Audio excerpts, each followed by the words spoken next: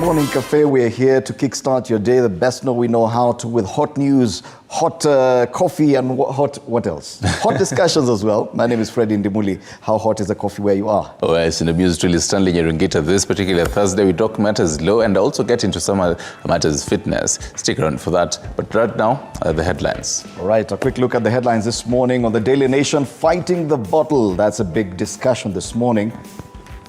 On the Standard, all-out war on alcohol abuse, same conversation. It's definitely the same conversation. On People Daily, it is total war on bad alcohol. Yes, on Business Daily, Tallow Oil sued for 284 billion shillings of environment violence. And we also have some on The Star. Plan to alter Raila Ruto deal sparks fireworks. And finally, on Taifa Leo, something different, maswali kumi kuhusu Haiti. Those are the headlines this morning. Let's take a look at the traffic. All right, let's take a look at the traffic. Today, yesterday I was in Kisumu, and today I'm going all the way to Thika and see how, if you're going from the Meru and Nairobi Highway, how it might be looking like. And just before you actually get into, I don't think a town, this famous quite roundabout, and how it probably might look like. And all that. So that is probably how it might be looking like, the whole bit of it. All right, let's see how the weather might be looking like. So the weather probably right now is 16 degrees Celsius, and also feels like 60 degrees Celsius. It says it will be getting into as hot as 27 degrees Celsius. Right, as hot as that. I'll be probably fixing that for you to get the whole weather. But right now, let's get into the highlights. All right, in the highlights this morning, government orders public officers currently owning and operating bars to shut them down or resign in new measures to curb alcohol and drug abuse. And across the borders, UN rights chief warns that the situation in Haiti has become beyond untenable, with 1,193 people killed this year by gang violence, even as Prime Minister Ariel Henry is still unable to return home. More highlights and more news will be coming your way later on. Right now, though, let's get into see what is expected in our news diary and also today in history. Right, let's begin with Today in History and change the whole beat today. And we do begin with back in 2014, on a day like today. So Congolese warlord Germain Katanga was convicted at the International Criminal Court of being an accessory to 4 war crimes and 1 crime against humanity committed during a 2003 village attack.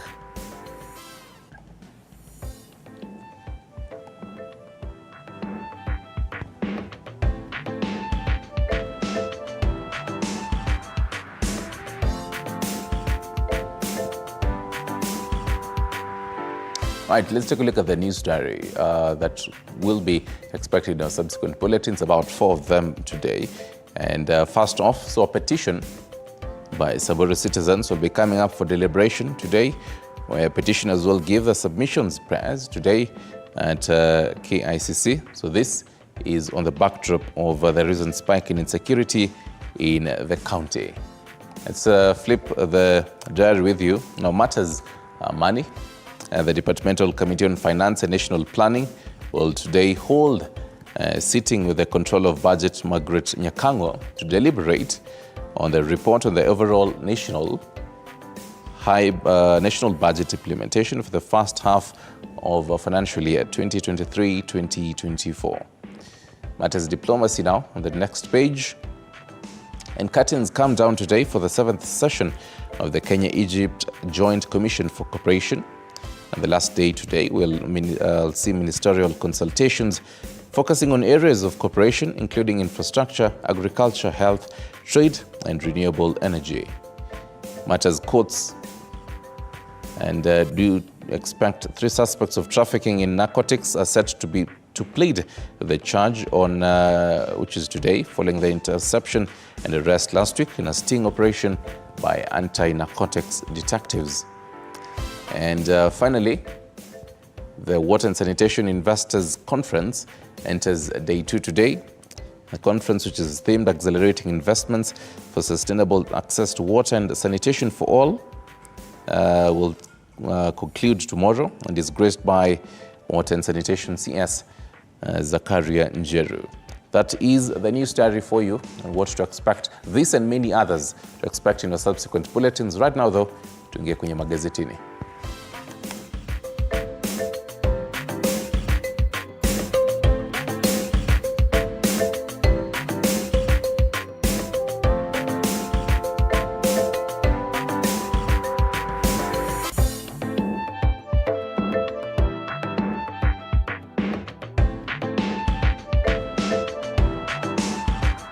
All right, we delve into the dailies now and we go straight to the Standard. All-out war on alcohol abuse is a big headline and biggest talking point today. Government unveils a raft of radical measures to fight illicit alcohol and alcoholism. A move applauded by the campaigners who want the vice declared a national disaster. But liquor industry stakeholders warn the move could bring struggling sector down to its knees. This story has been extensively covered on pages 8 and 9 of the Standard.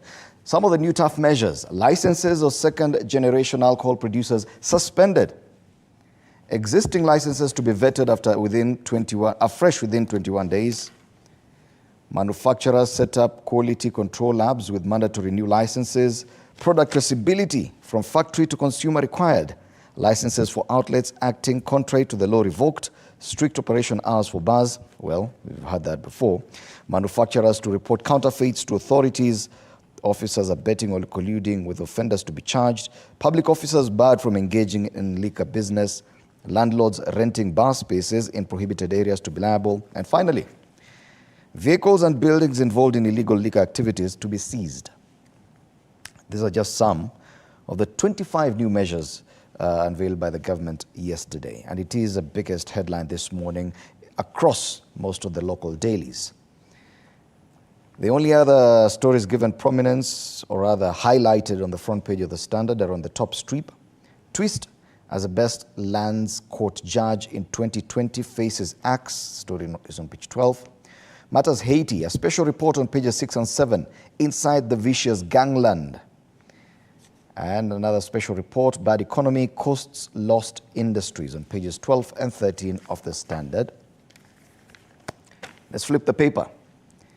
And on the back page, Matters Athletics, Mary Keitany's women-only record faces biggest threat.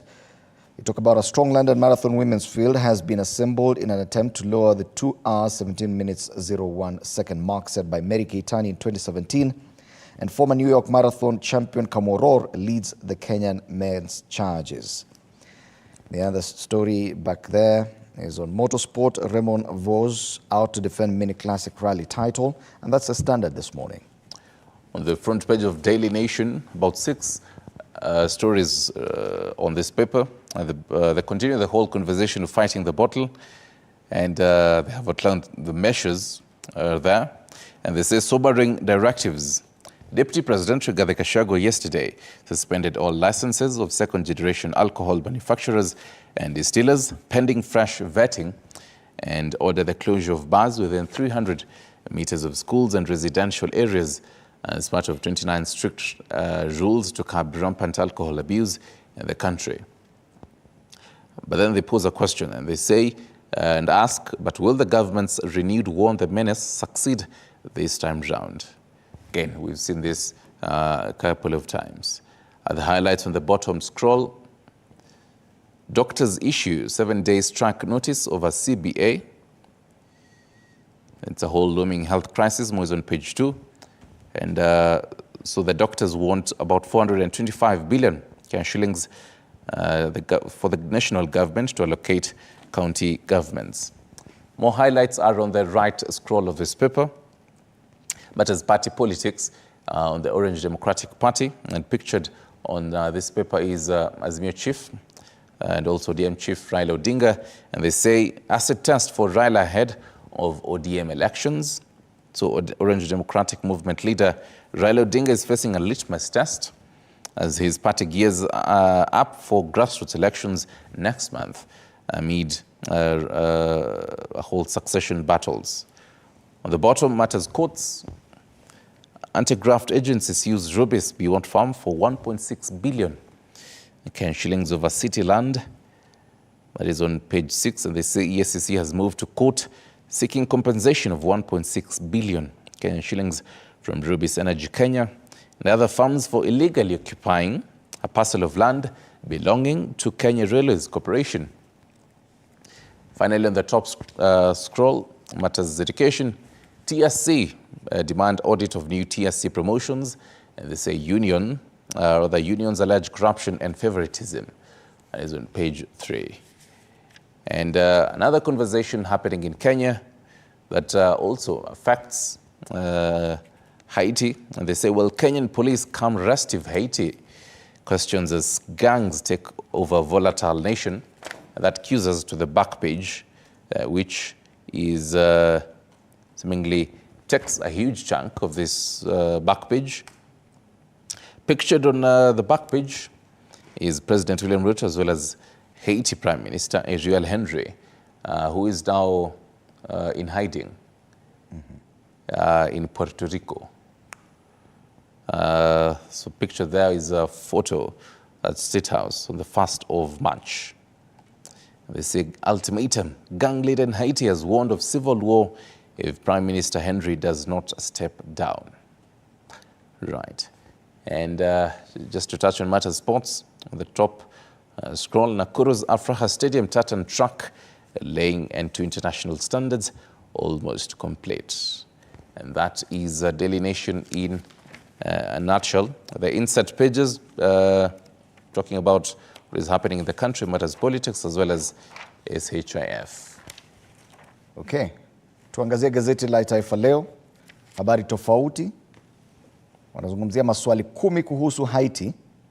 Nasema ni utata huu, mzozo unaochacha nchini Haiti umeibua maswali iwapo maafisa wa polisi wa Kenya watakaotumwa katika nchi hiyo inayodhibitiwa na magenge wataweza kurejesha utulivu. Habari kamili kwenye ukurasa wa 2. Na wanasema zaidi wataalamu wa hoji ni kwa nini Kenya iko mbioni kupeleka polisi eneo hatari huku nchi tajiri zikijivuta. Na kuna picha pale ya baadhi ya magenge yanayodhibiti mji wa Port-au-Prince kule Haiti. Vidokezo zaidi pale chini kwenye ukurasa wa mbele wa Taifa Leo. Mali ya mzee Moi yazidi kupiganiwa. Mali ya aliyekuwa Rais Daniel Moi imebururwa katika kesi ndefu inayohusu malezi ya watoto. Kwingineko, bomoa yatua kwa Askofu Wanjiru, na kuna picha ya yule askofu wa The Glory is Here akisaidiwa na wafanyikazi wake. Kwingineko, kiongozi wa Haiti ajificha Puerto Rico. Waziri mkuu wa Haiti alitua Puerto Rico Jumanne jioni baada ya kuondoka Kenya. Jamaa bado hajafika nyumbani. Ako tu vichochoroni. Pale juu vidokezo zaidi, kaunti za dai bilioni 100 ada za ardhi. Kaunti zote 47 zinadai madeni makubwa ya ada za ardhi. Na kwenye spoti, Reds waotea Sparta 16 bora Europa. Sparta itaalika Liverpool leo usiku katika uga wa Ipet Arena. Na hizo ndizo habari zilizopewa kipaumbele kwenye ukurasa wa mbele wa Taifa Leo. Right, let's go back to the conversation of matters alcohol. And on the People Daily, the front page, they say it is total war on bad alcohol. And they're calling it a crackdown. And in what is tantamount to a return of Mututho laws, Gachagua unleashes tough regulations on licensing, sales, distribution, and even consumption of liquor. And at a glance, all licenses and certification permits by KRA and KEBS for second-generation alcohol distillers suspended. Police officers who own and operate bars directly or via proxy ordered to shut them down or resign from the service with immediate effect. Number 3, no alcoholic outlets shall be allowed to operate beyond the stipulated operation hours. And number 4, all manufacturers must establish and document all traders in their distribution chain. Again, wait to see how this will go. On the right scroll, why Judicial Service Commission wants judge probed. On the top scroll, 2 highlights. First off, Parliament proposes radical changes to IEBC. And finally, tribes that dominate the public service. A conversation that Daily Nation also had and has on its insert pages. On page 5, when you get to page 5 of Daily Nation, they have that for you. It's a Kikuyu Kalenjin civil service. And that is People Daily for you, from PD to BD. All right, on the Business Daily, Talo Oil sued for 284 billion shillings over environment violence. Turkana residents accuse farm of degrading environment, and the residents are now seeking $2 billion environment bond. The other story given prominence on the front page of the Business Daily, banks draw 32 billion shillings CBK emergency loans in 2 months. They're saying that commercial banks have tapped 32.7 billion shillings from the Central Bank of Kenya discount window in the first 2 months of the year, pointing to liquidity woes facing the lenders. Just a situation prevailing in Kenya's economy. On the ticker, more highlights: the 9 tribes with 0 public jobs. There are 9 ethnic communities in Kenya that have been locked out of employment in state ministries and state departments more than a decade since the new constitution took effect. Now, this is according to a new Public Service Commission report. And they say these are the Awer, Wata, Dahalo, Gosha, Konso, Makonde, Nubi, Walwana, Malakote, Wayu, and Kenyan American ethnic communities that have not been represented. And I'm sure some of you have never heard of some of these communities. But yes, it is true. They are marginalized, according to that report, and that the Business Daily. Right. And on to the Star. Yes. On to the Star. We have a whole different beat. They say plan to alter Raila Ruto deal sparks fireworks, and Kenya Kwanza could use its majority to bulldoze its way to Azimio's disadvantage. More on pages 4 and 5. And they call it a conundrum where Speaker's action exposes report and bills to manipulation by members of Parliament. At the bottom, it's weeping and crying for former Starehe MP Bishop Margaret Wanjiru, who's in tears as she's assisted by church members after she was allegedly beaten up by police officers. And the Jesus is Alive Ministries building on Haile Selassie Avenue, which is facing demolition. And I love the tag there. Mm-hmm. The play of words, Wanjiru wept. Do you know which Bible verse says? Shortest verse in the Bible. Yes. I knew you would try that. Which one is it? Jesus wept. Yes. Which book and verse? I forget, but I remember. I'll tell you. Give me some few minutes, I'll tell you. Do you remember which one it is? I'll also tell you. I know. But I'm going to confirm if you know when okay. You're going to tell me. I'm sure by the end of the show I'll tell you exactly which one it is. The highlights on the Star, the bottom scroll. Task Force report, most police stations are at risk of grabbing due to lack of titles. Wow. And locking out fraudsters. They say bursary beneficiaries to receive unique identifiers, and storm over states' blatant ethnic-driven recruiting. So this story has been given prominence on quite a number of dailies this morning. Another story that has been given prominence on other dailies at the top scroll of the Star, stating sweeping measures to deal with illegal alcohol menace. And they have that low down on page 2. And that is our cue to Vuka border from Kenya to Kampala. Yes, we cross the border through the Malaba border all the way to Jinja and cross over into Kampala. And we take a look at the Daily Monitor. It retails at about 2,000 Uganda shillings. That's about 107 Kenya shillings. So Parliament spends 2.6 billion shillings every day. Okay, don't get shocked. This is Ugandan money. Mm-hmm. In the face of intense scrutiny of Parliament following disclosures by activists of questionable expenses and recruitments costing taxpayers billions of shillings, we dig into how the House spends its money and detail who takes what out of the 946 billion budget. And you know what, this is what they say in Kenya, doing the Lord's work. This entire week, the Daily Monitor has been probing what Parliament has been doing. And today they take a look at some of the allegations of corruption through allocations in wages and salaries, social contributions on communication, travel, office of the Speaker and his deputy, and just exactly how they're spending their money. And that's the main story on the front page of the Daily Monitor. No room for any other stories today on the front page of that newspaper. There's a commentator there, the lizard at the bottom. And I think that's like their cartoon. Yes, the cartoon. It has something quite similar. What the conversation in Uganda, and the lizard says it depends on who will count the money. So it matters churches to declare offertory. All right. And there's a similar conversation still in Kenya on some people trying to push for taxation of churches. Taxation of churches, It's an interesting conversation. Yes. Which I know most of these African leaders would not touch with a 10-foot pole. Let's take a look at the other daily in Uganda, and this is the New Vision. Totally different story. And on the front page of the New Vision, they talk about city businessman wanted over Bosa murder. Police link killer bullets to private security guard. On the bottom of the front page of the New Vision, Museveni cautions European Union on politics. The other minute highlights there may not necessarily make sense to Kenyans, so yeah. We move on now to a different country. We're done with Uganda. Okay, we take that bus from Kampala and away from Jinja and head into Rwanda and take a look at what the Rwandese are saying.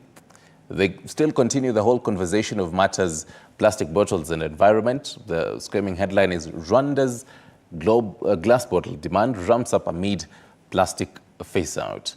And they say developing incentives like a special electricity tariff for glass manufacturing is also expected. Molode is on page 4. Exports to China rise by 80%. And picture there is Ambassador Wang Sukun. All right, I hope I'm pronouncing that as rightfully as possible. Sukun, who's the Chinese envoy to Rwanda. And finally, matters banks still. Rwandan banks on 2 multi-million-dollar projects to bridge energy gaps. That is the conversation in that country.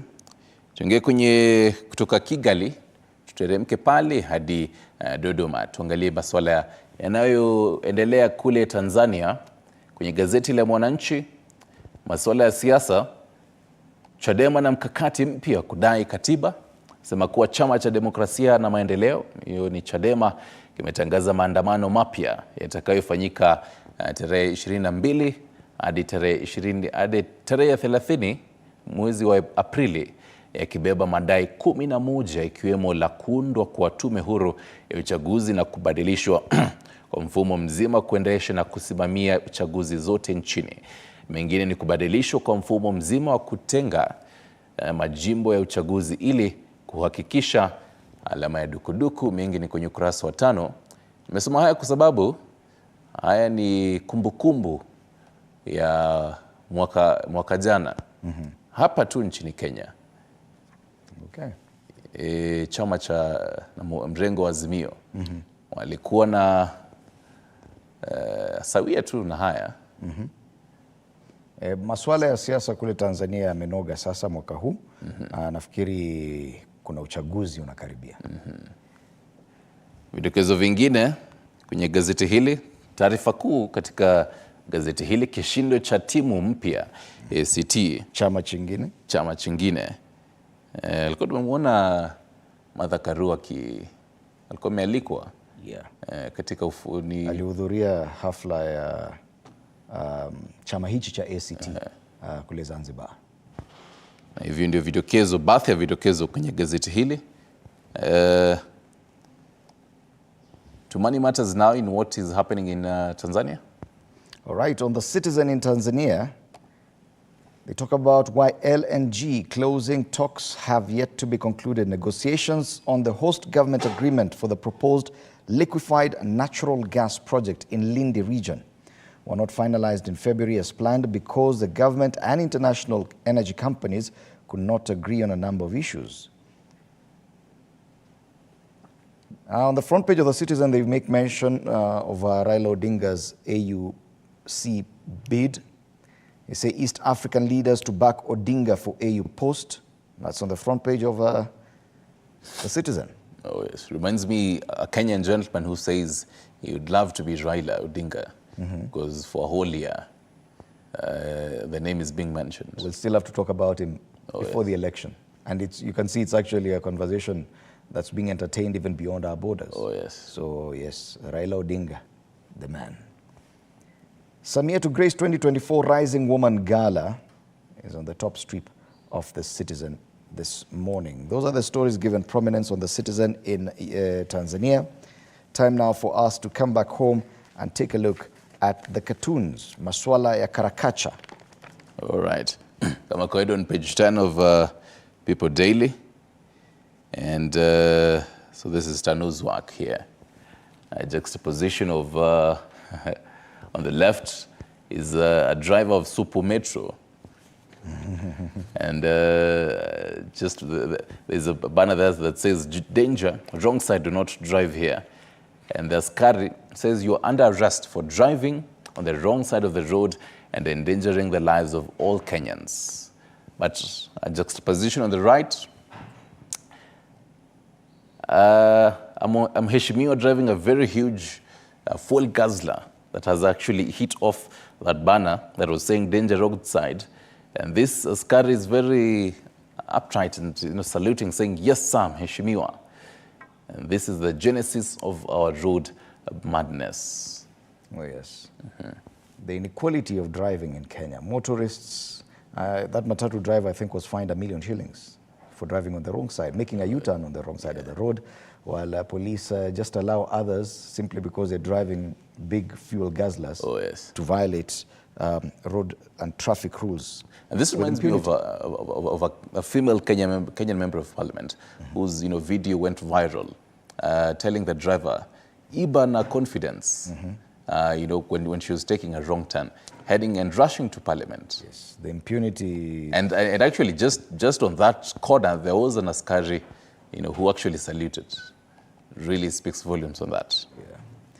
All right. On the Daily Nation, page 15, I think they've given prominence to the big story today, and that is new rules, all-out war against alcohol and drug abuse.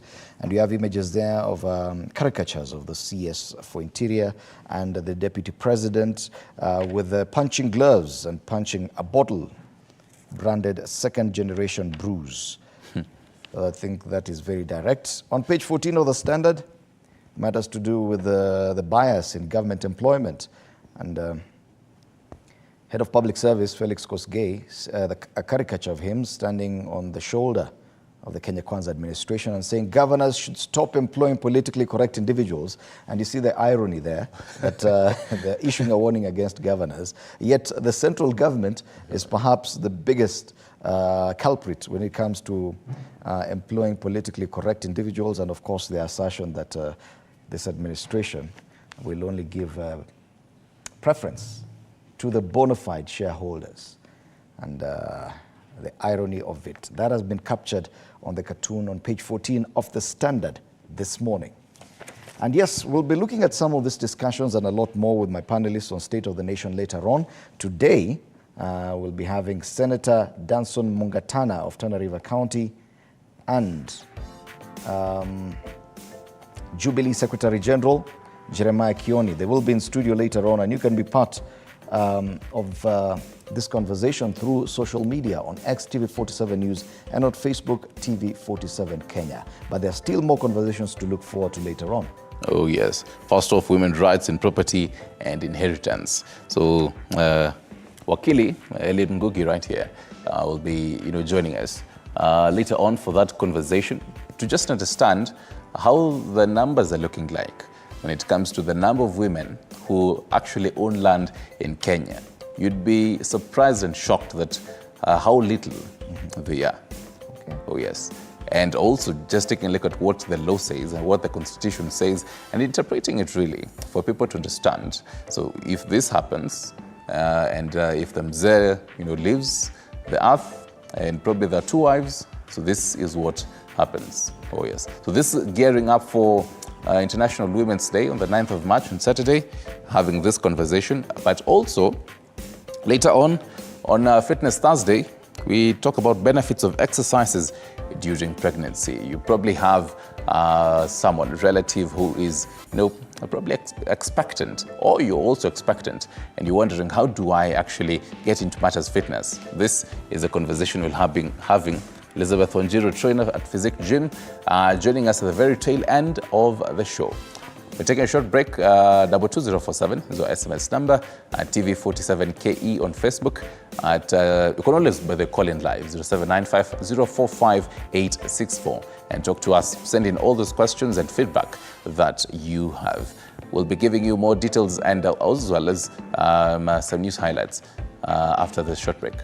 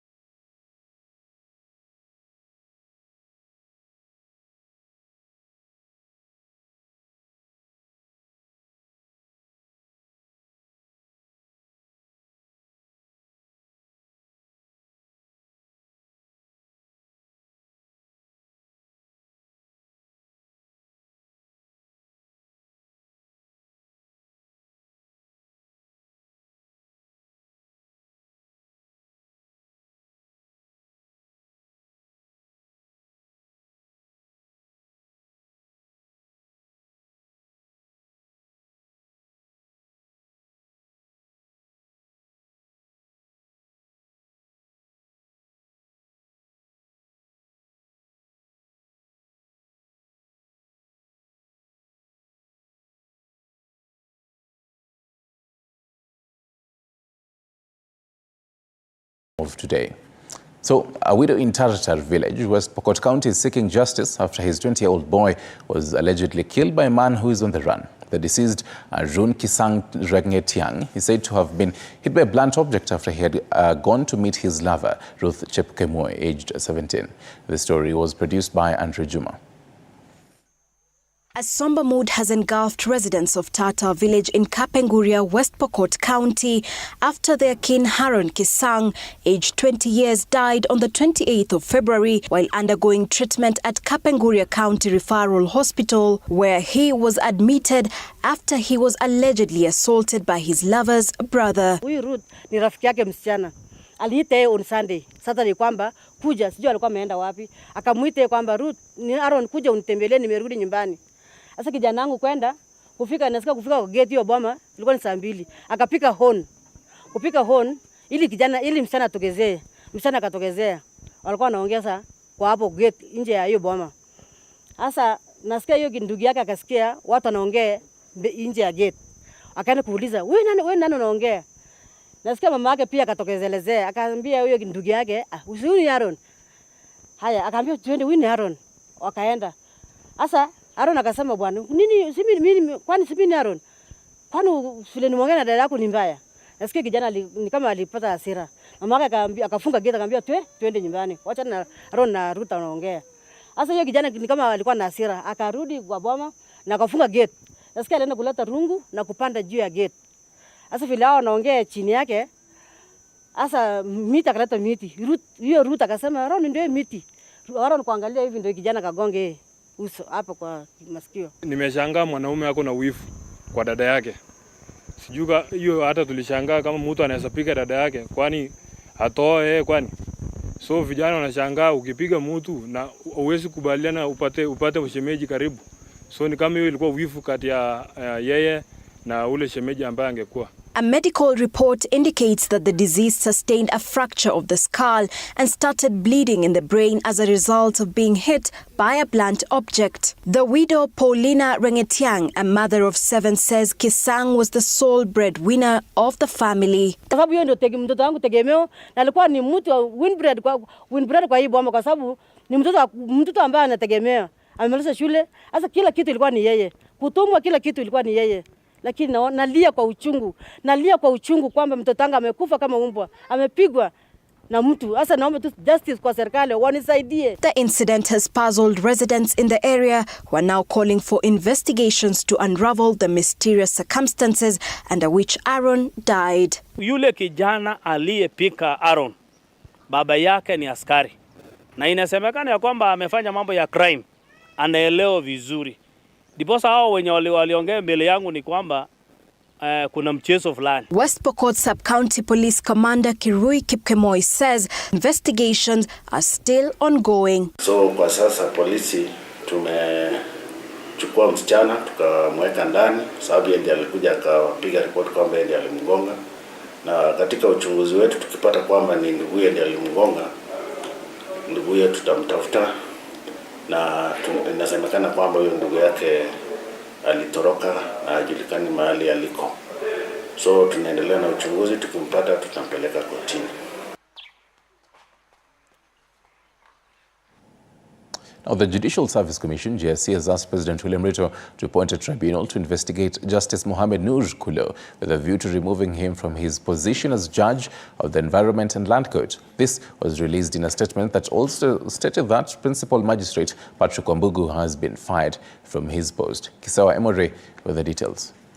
The Judicial Service Commission has recommended the suspension of Environment and Land Court Judge Mohamed Nur Kulo over gross misconduct, incompetence, and the violation of the Judicial Service Code of Conduct. A statement released by JSC and signed by Chief Justice Martha Koome says that the Commission on diverse dates received a total of 5 petitions for the removal of Justice Mohamed Nur Kulo from office as Judge of the Environment and Land Court for alleged violation of the Constitution of Kenya and the Judicial Service Code of Conduct. In addition, upon receipt of several complaints, the JSC on the 31st of May 2023 resolved on its own motion to initiate proceedings for the removal of Justice Kulo from office for inordinately delaying or failing to deliver rulings or judgments in a total of 116 matters. It continues to say the Commission was satisfied that 3 out of the 5 petitions, as well as the proceedings at the Commission's own motion, had disclosed grounds for the removal of Honorable Justice Kulo from office over gross misconduct, incompetence, and violation of the Judicial Service Code of Conduct. JSC also resolved to remove Principal Magistrate Patrick Wambugu from the Judiciary for gross misconduct. The Martha Koome-led commission has fired Wambugu after being accused of irregularly altering bond terms that resulted in the release of an accused person who had been charged with defilement of a 6-year-old minor. The commission revealed that the accused person has since jumped bail. Further, the JSC confirmed that since January 2023 to date, it has received 85 petitions or complaints against judges. 37 were dismissed on grounds that they were based on merits or decisional independence of a judge. 30 are pending preliminary evaluation before the commission. 11 are awaiting responses from judges concerned. 3 petitions have been admitted for hearing, and 4 petitions have been forwarded to His Excellency the President for appointment of a tribunal. Kisewa Emory, TV47. Well, and now let's go to church, figuratively speaking. Bishop Margaret Wanjiru, the Archbishop of the Diocese Alive Ministries Church, continues to nurse injuries while estimating significant losses after a portion of her church was demolished following a land dispute where the church is built. So Wanjiru has criticized the government for allegedly harassing citizens while recalling the time she campaigned to support for the ruling Kenya Kwanza government.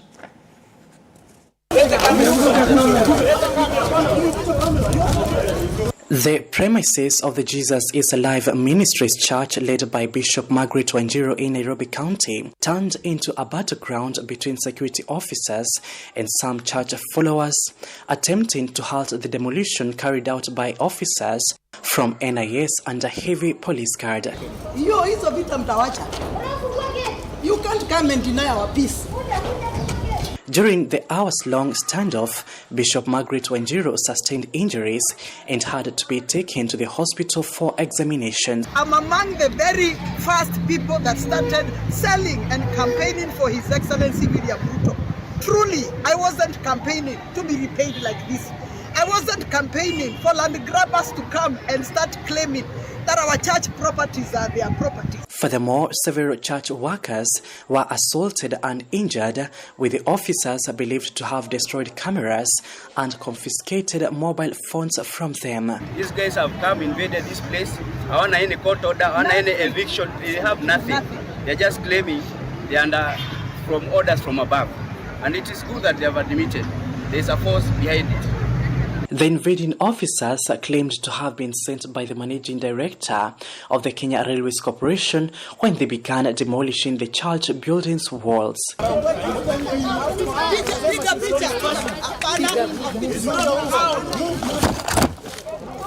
According to Bishop Wanjiru, who also once contested for the senatorial seat in Nairobi County under the UDA party, claims to be the rightful owner of the land and has criticized the government for causing her distress as she holds title deeds for the land. If Jesus is Alive Ministries is under attack today, how about the common mwananchi? Tutahamia wapi? Tutaenda wapi? Serikali yetu yenyewe ndio inatupiga. Where are we going to go? The land dispute is believed to have begun some time ago, with a case filed against her in court. Last month, on the 10th of February, other officers had arrived at the church and demolished one of the church building's wall.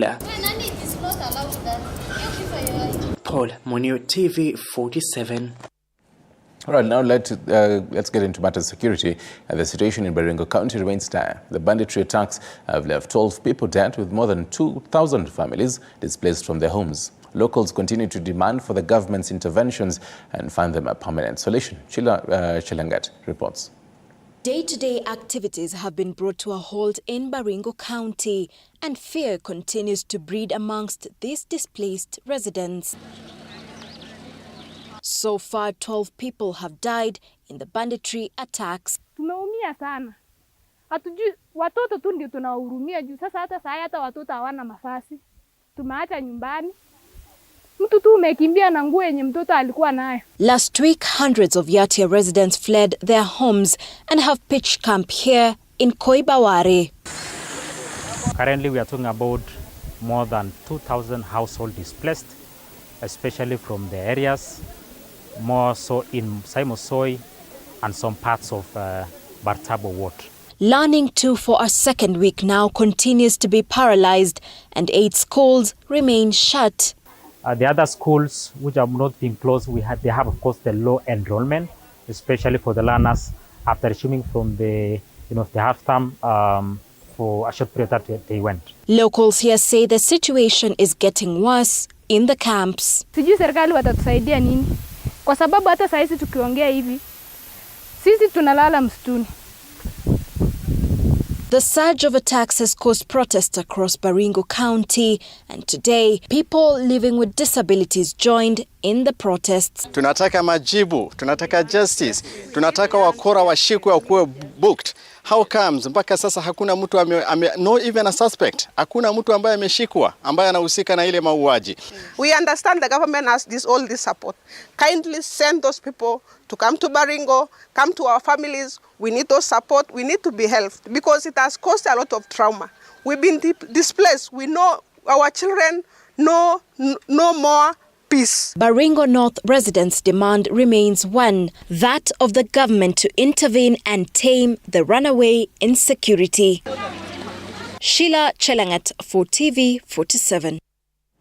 Nominal Kenya Kwanza and Azimio MPs closed ranks on Wednesday to raise the spending limits in the budget policy statement, now capped at 4.1 trillion shillings, an increase from the current allocation of 3.6 trillion shillings in the 2024-2025 financial year. So this move saw the increased allocations to the National Government Constituency Fund, Rural Electrification Program and roads, much to the amusement of the MPs. The Executive and Parliament were also awarded with increased budgets as Treasury prepares to table budget estimates in April.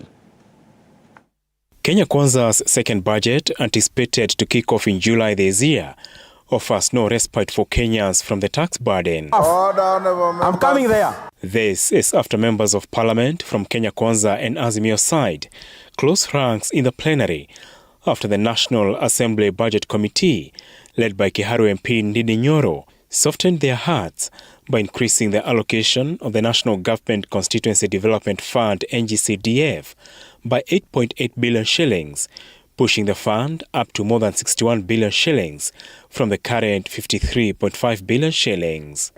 We have enhanced NGCDF by an extra 8.8 billion shillings.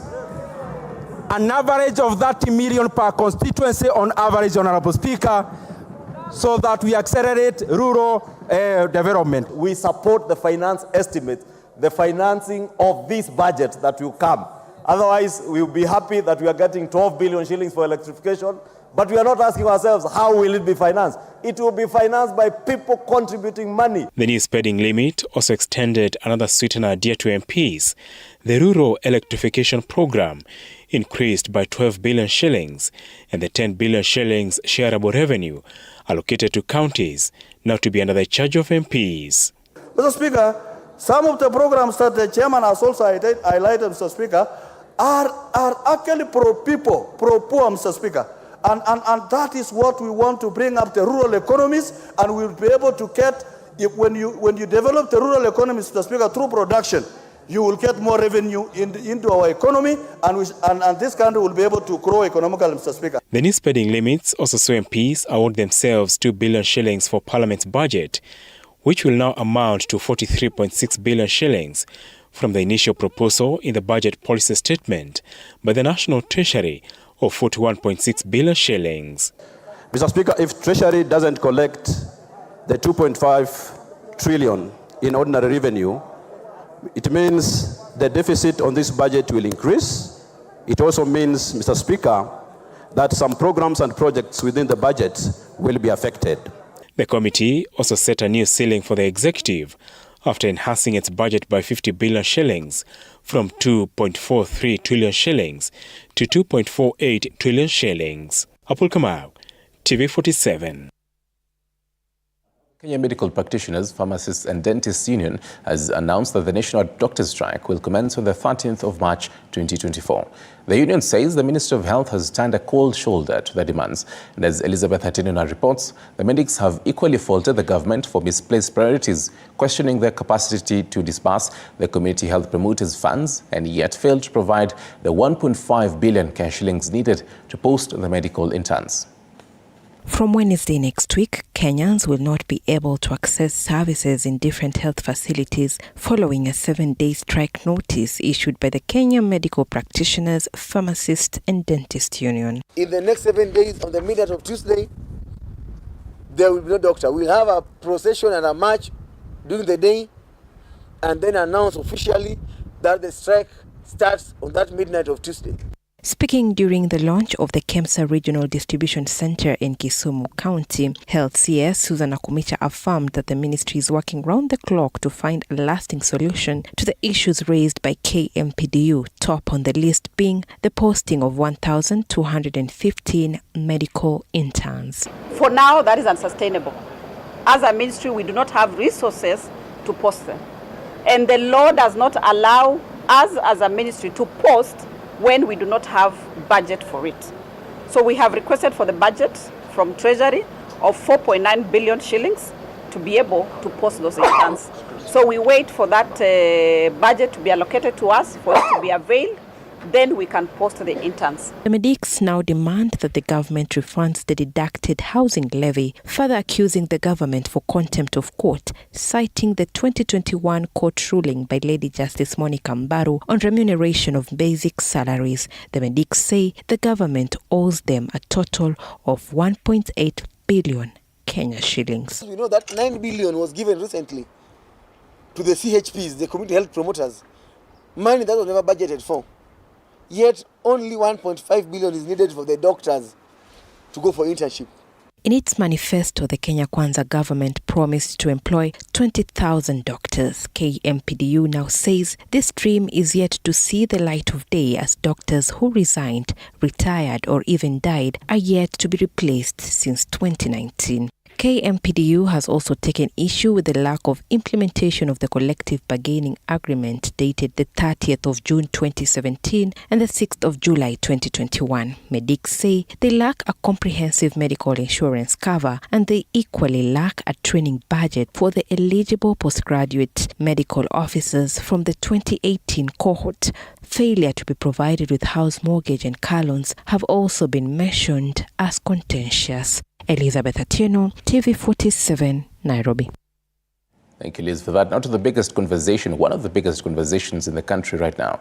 The government has announced the suspension of all licenses and certification permits for second-generation alcohol and alcoholic beverage distillers and manufacturers issued by the Kenya Revenue Authority and Kenya Bureau of Standards, that is KEBS. So Interior Cabinet Secretary Kithure Kindiki issued an order for the immediate closure of all pubs and clubs located within the residential estates and educational institution, a directive that a section of Kenyans disregarded, claiming that the majority of them will have to close their establishments. Days after a series of deaths caused by use of illicit brew in the country, the government has launched new, strict measures aimed at preventing manufacturing, distribution, and the sale of illegal alcohol and drugs. All existing valid licenses will be vetted afresh within 21 days of this directive. All public officers involved in the enforcement and compliance chain, such as KRA, KEBS, National Police Service and NACADA, have been prohibited from directly or indirectly owning or running bars under the new guidelines. And you are there, and those contraband goods are coming to this country to kill our people when you are there. You are in uniform, you have the law on your side, and you simply don't do what you need to do. I'm telling you on behalf of the President and the government of the Republic of Kenya, it will not be business as usual. The CS also disclosed the implementation of a multi-stakeholder strategy overseen by national government administrative officers to improve compliance, enforcement and surveillance across the board. Are bound to take responsibility and to meet the full consequences for any political and social ramifications. Even after the government has made several statements advocating for bars to be closed in residential areas, not much has changed and certain establishments continue to cause trouble. Each carrying 160 liters of methanol mixed with water. That means they can do anything else. They can repackage, they can do what you call pombe, whatever, because they don't have any legal permit. Kenyans now want more time to restructure in efforts to abide by new guidelines. Kuna ile license ambazo zitakuwa zinahitajika. The new stock mpaka sasa kutakuwa na license zingine mpya. Kwa hivyo mimi kama mfanyabiashara pia naweza sema hiyo itatupiga sana. Because it was a mistake by some people trying to target the bars, because bar and clubs are selling what they have received. I support hiyo mpango serikali imepitisha, pombe zipigwe marufuku juu ni watu wengi wamepotelea kwa hizi pombe. The implementation of all the stipulated policies will now be at the hands of all local administration to make sure that manufacturing, distribution and use of illicit brew is tamed across the country. Mike Kagwango, TV 47 from Karen, Nairobi. Thank you, Mike, for that, and definitely we'll have to see how that will go. Now, let me take you to Homa Bay County, where a family in Gogo Katuma village is now seeking help from the government and well wishes to help bring their daughter back home. Irene Atieno, who has been working in Saudi Arabia, fell ill on her last trip and her employer let her go. However, she ended up in hospital, and up until now, she uses a wheelchair to aid in moving around while her friend does the rest of her, including offering a place to sleep. So her parents are now seeking help from the government to bring their ailing daughter back to the country. This couple looks troubled, with zero hopes of being assisted in whatever's troubling them. Their firstborn daughter is currently stranded in Saudi Arabia, very sick and jobless. Ndugu yake ambaye anamfuata ndiye akatupigia simu ati Irene amepatikana, ako hospitali na ako mgonjwa zaidi. Hakuna hata kusimama, hakuna mguu, mkono hakuna, na iko problem ya nini, barua ya kurudi. Irene Atieno, a widow, had resorted to leave the country in search of greener pastures, and all had been going on well until the last visit, which her family had been skeptical about. Na kwake ya mwisho tulimkataza asiende. Akasema wacha aende tu ya mwisho kwa sababu yeye aliolewa na bwana yake pia alikufa. Na ako na watoto wawili. Sasa alienda ati akirudi ataenda kusettle kwao. Ndio akienda amemaliza tu 1 year. Kufika mwezi wa 5 simu yake imepotea. Na bahati mbaya mkubwa ya ofisi alimpeleka alikufa. They say Irene cannot come back to the country for a number of reasons, among them issues with her agent and her ailment. Kama ako Saudi Arabia, hiyo barua yake hakuna, aliwacha kwa ile bosi yake mwingine alikuwa natoa hapa Kenya. Sasa amekuwa Kemboi. Sasa yuko tu kwa hiyo msichana ya nini Mkuyu alisaidia yeye. All they're requesting is a way to be reunited with their daughter.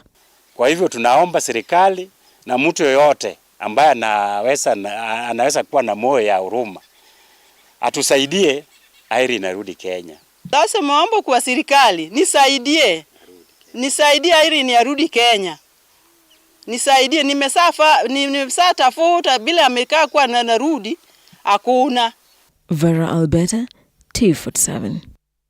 Quite sad there. Now, the National Government Affirmative Action Fund Wednesday released its strategic plan for the financial year as it aims to continue empowering underprivileged groups across the country through financial and social support. So Roy Salaka, who's the Chief Executive Officer of NGAF, says the strategic plan fulfills several sustainable development goals such as eradicating hunger and poverty while aligning with the government's bottom-up transformation agenda. So this fund, which is under the Ministry of Public Service, Youth and Gender Affairs, supports various underprivileged groups such as vulnerable women, youth, persons with disabilities, children and the elderly.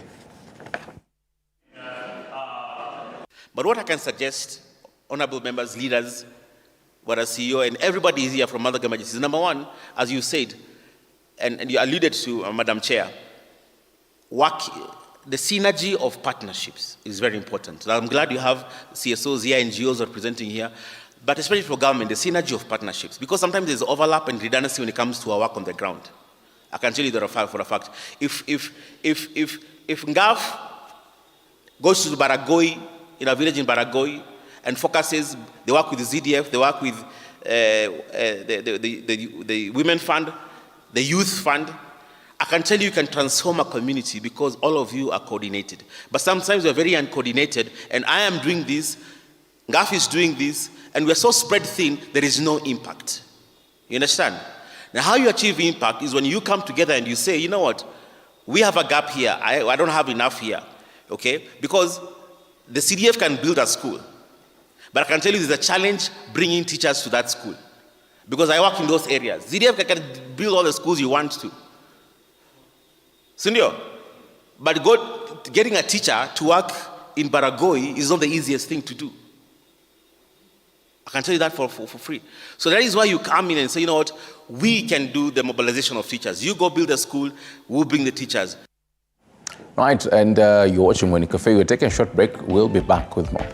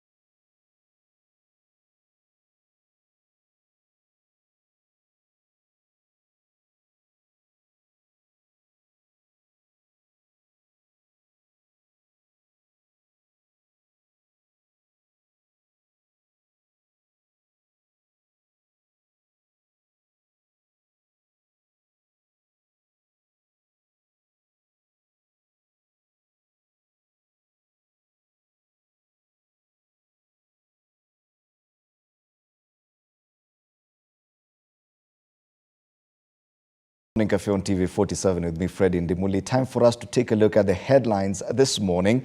On the Daily Nation, fighting the bottle, that's a big headline. And on the Standard, all-out war on alcohol abuse.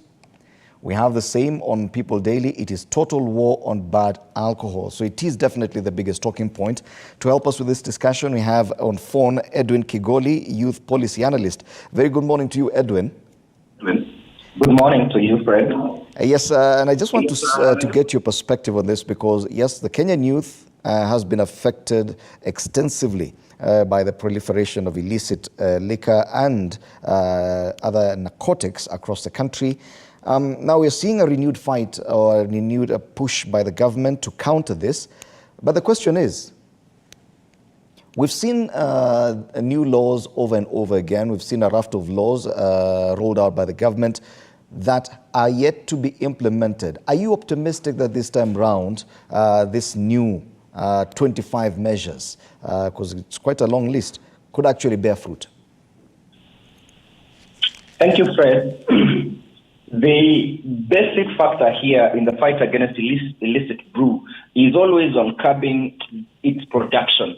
If you do not address the root cause of the production of illicit brews, however many laws you might come up with, it will not be effective. It will not curb anything. So if we can effectively deal with the production of these illicit brews, it will help a lot. And then another factor that has always been the downside on the fight against illicit brew is complacency, because most government officers, particularly in the security sector, are complacent in the sense that they walk around and pick some bribes here and there and compromise the effectiveness of curbing illicit brew. So government itself has been its own worst enemy, because as long as you are in cahoots with the producers of these illicit brew, however many laws Parliament may pass, however many policies the executive may pass, they will never see the light of day, because the officers who are supposed to implement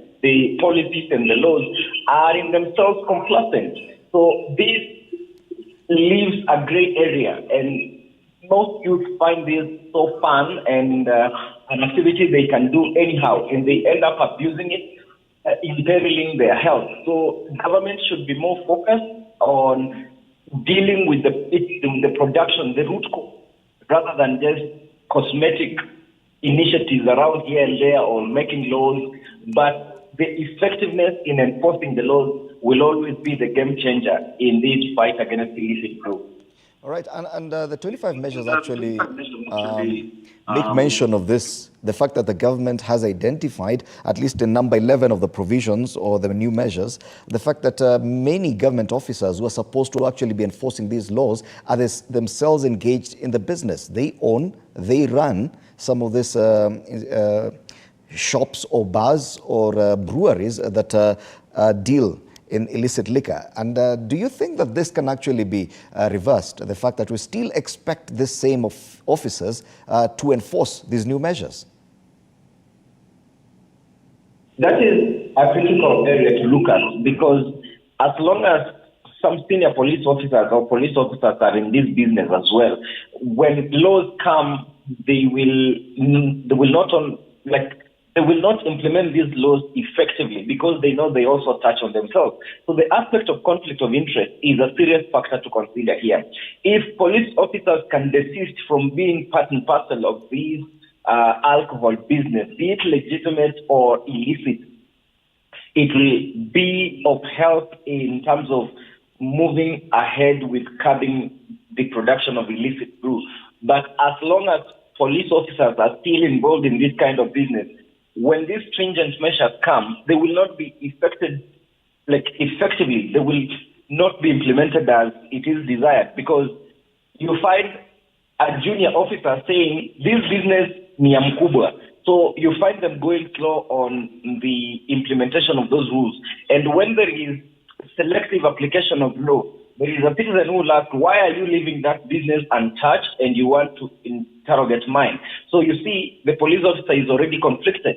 They have not scrutinized that business because of the person, the proprietor, and they want to interrogate or inspect the other one. So you see that aspect of conflict of interest is very serious. So if police officers can be prevented from engaging in this kind of business, and then I think it will also be very key in the fight. But yet again, Fred, the aspect of collecting illegal levies, some police officers walk around and collect from every outlet. So they walk here, they get their due, they walk here, they get their due, and they pass.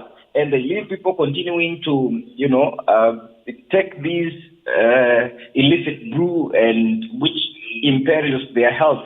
So the aspect of bribery is very rampant in this sector. Bribery is the biggest factor in the production of illicit brew. They collect levies, we know, we've seen them. But if that can change, it can really help a lot. But Edwin, perhaps the biggest draft of laws that have come to try and contain alcohol abuse or control the consumption and production of alcohol in Kenya was the Alcoholic Drinks Control Act of 2010, the otherwise known as Mutuzo laws. And for some time they were very effective, even including enforcement. Issues like operating hours for bars, manufacture of alcohol and such like things. But over time, this is 14 years later, we've seen a deterioration in the enforcement. And one wonders, what has been the problem? The fact that initially these laws were very effective and they were enforced, but over time that has deteriorated. Probably is that what we should be focusing on and not new laws? Thank you, Fred. It's funny you mentioned the Mutuzo laws. Look, currently, who wears a safety belt in any passenger vehicle?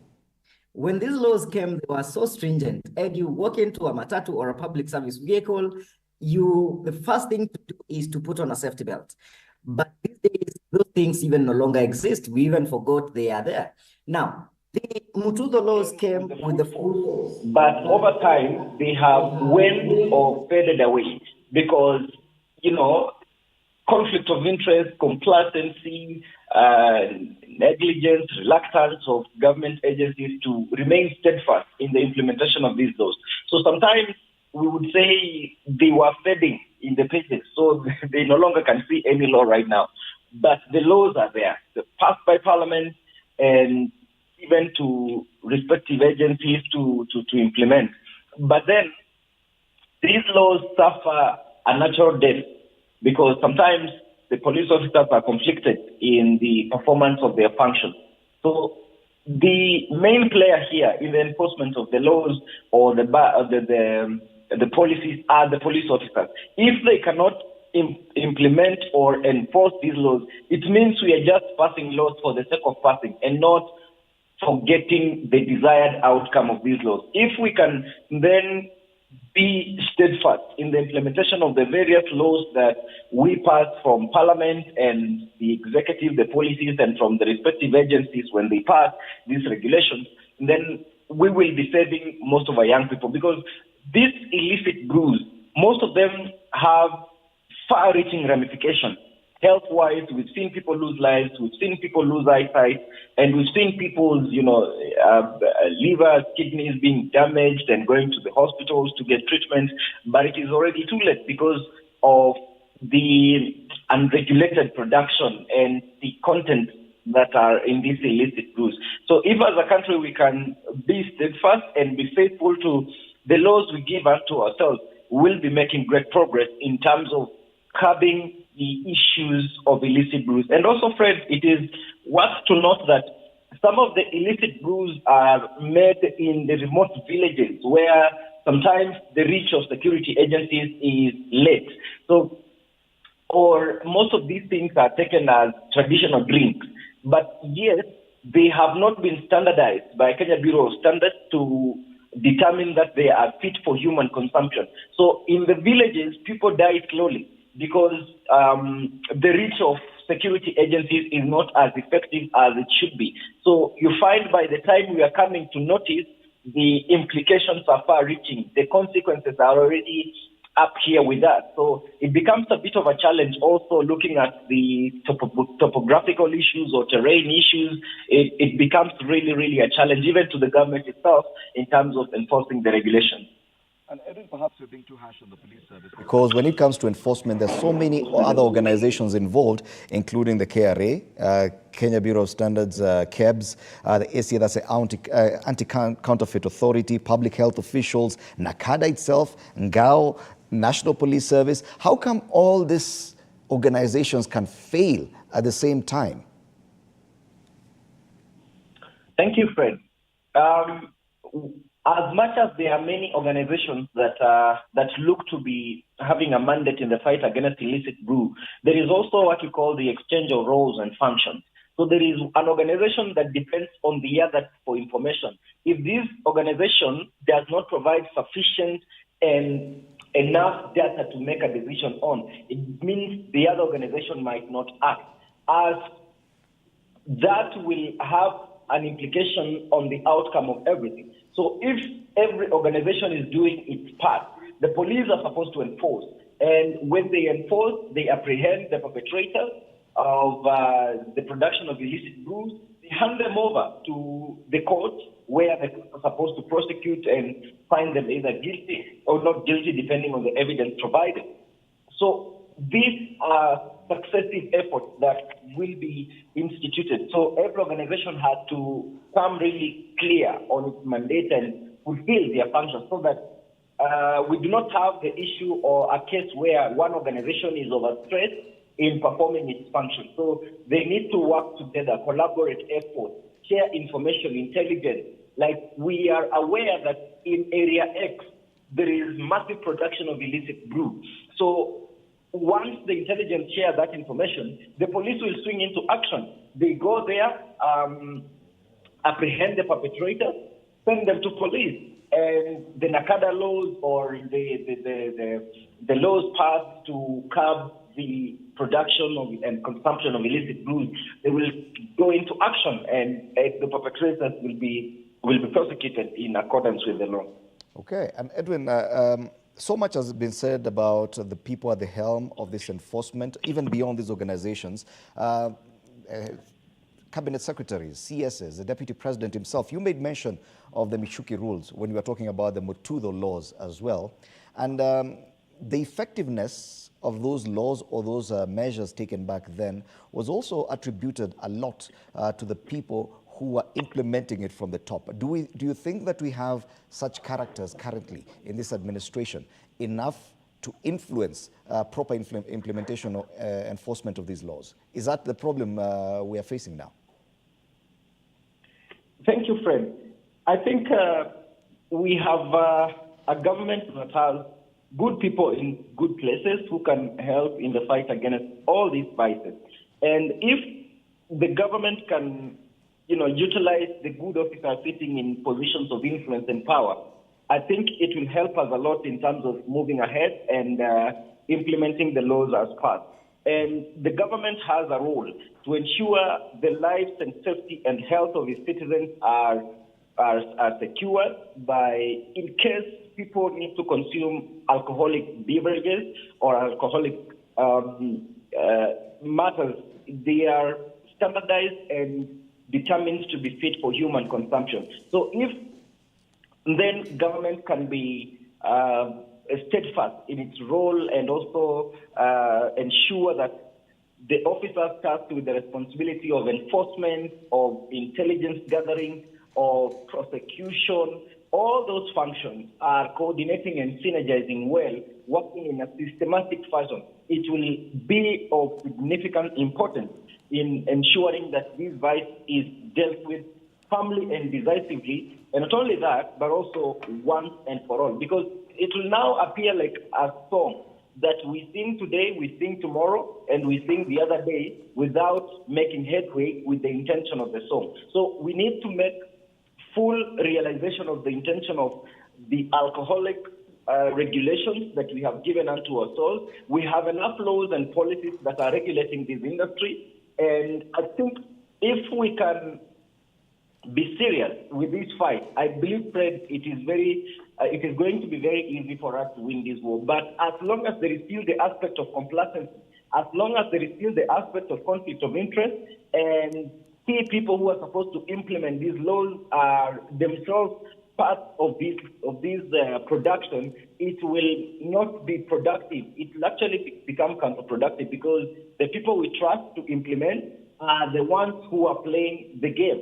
So if then the referee is also a player, you can always predict the outcome of that match because their decisions will always be skewed towards the angle that favors their play. So it is a matter that is delicate to balance because yet again there is the freedom of economic freedom, economic rights that you can start a business so long as it is licensed and regulated. So that aspect also has to be balanced in terms of the legal provision. All right, and finally, Edwin, before we let you go, on this same issue, are you concerned that it would appear, or rather it appears that there's a lot of focus on Mount Kenya region and the coastal region when it comes to this renewed fight against alcohol and drug abuse? Could we be ignoring other areas that need our attention as well? Thank you, Fred, for that important question. You will notice that there was a survey that was done recently, and Western Kenya was ranked among the top consumers of these illicit brews. But we have not seen rallied efforts in that region. It is just that there is a perception that Mount Kenya has been the hub of production and consumption of illegal or illicit brew. But yes, when you see in terms of rank, Western Kenya is leading. In fact, it is surprising that the leading area is silent in any sort of action. But you look that the political leadership in the area of Mount Kenya is very serious about the issue of curbing illicit brew. But yet the effort has not been effective because the sustained effort to weed out the perpetrators has not been very consistent. So sometimes there is also the aspect and consideration of political implication because some of these people consuming illicit brews are supposed to be voters. So it is a delicate balance also for the political class. But if then this effort can be countrywide, they spread across areas that have been flagged as key producers, consumers, and perpetrators of illicit brew, we will be winning a lot. Because, Fred, if we just focus effort on one area, the other areas could look like we are safe and off the hook. And if the effort to weed out the producers of this illicit brew will not be comprehensive and blanket, it will be a countermeasure because it is easy for these people to relocate. They can go to another place where there is less or no sustained pressure against its production. And they know each other. They can work well. They can synergize.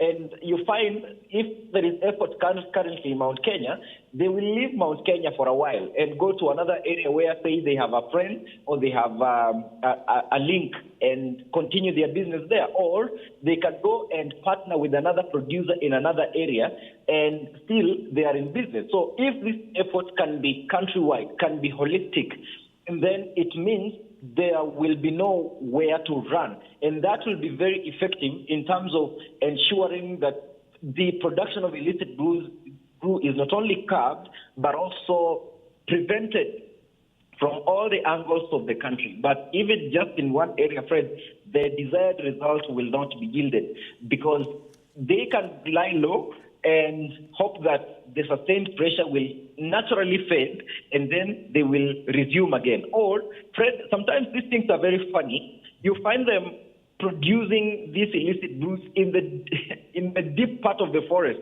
So the consumers only know the production today is in that forest. So they have different routes which they use. So you might just find somebody walking in lazily. You might not really tell what they are going to do. But in real sense, there is production somewhere in a forest.